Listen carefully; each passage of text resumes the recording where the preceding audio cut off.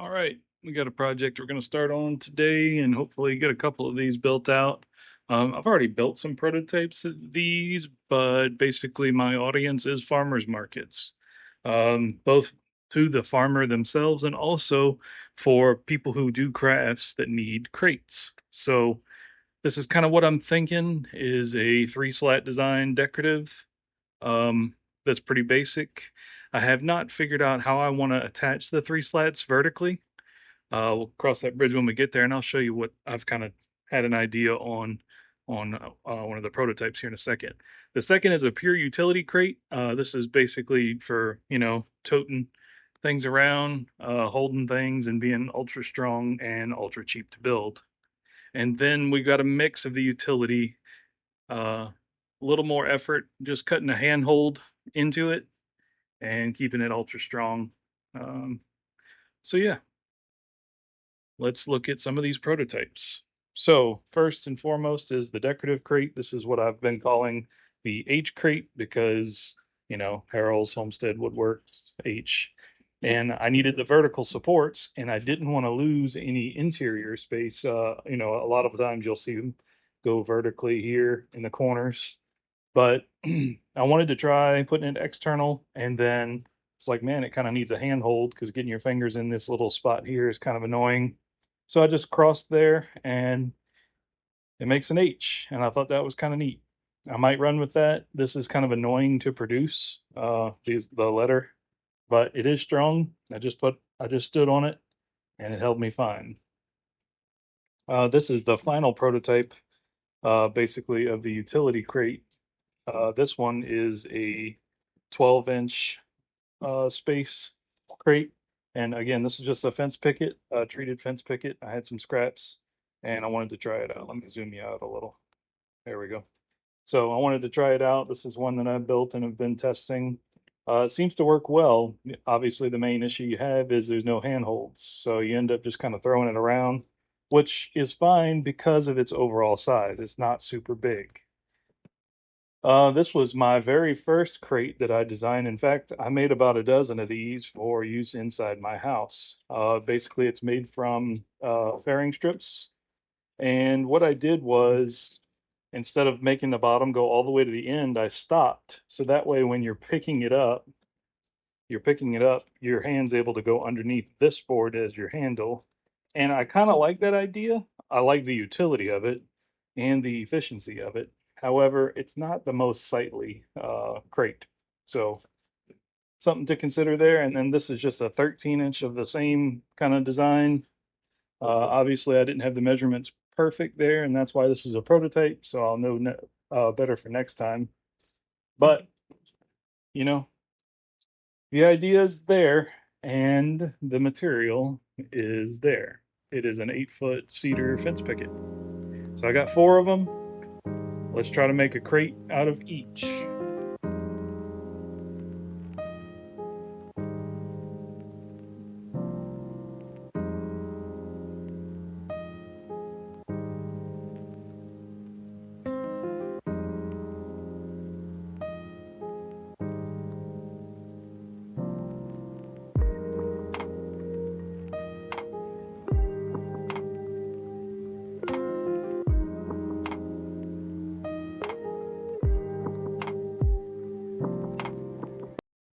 Okay, so that was painful. I tested a new way of assembly compared to previous attempts. Previously, I would assemble the frame and then put the topper on, but I thought I was being smart and putting the topper on or the bottom on first to help hold it square. But I don't know if it shows up on camera, but that thing ain't square. I can tell you that just by looking at it. Oh yeah, we're off by about a quarter. And I could get some clamps and reclamp it and all that, but it is just a crate. Um, the problem with it not being square, yeah, that's pretty obvious right there. Let me zoom in. Pan you over here. Yeah, look at that. It's off by like a quarter. So, um, we might try putting it in a vise. I think it'll even fit in this vise here and try panning it over. that's even going to be possible. Nope, not going to fit in that one. Yeah, so that assembly method didn't work, and I'll be honest with you, this crate is too bulky.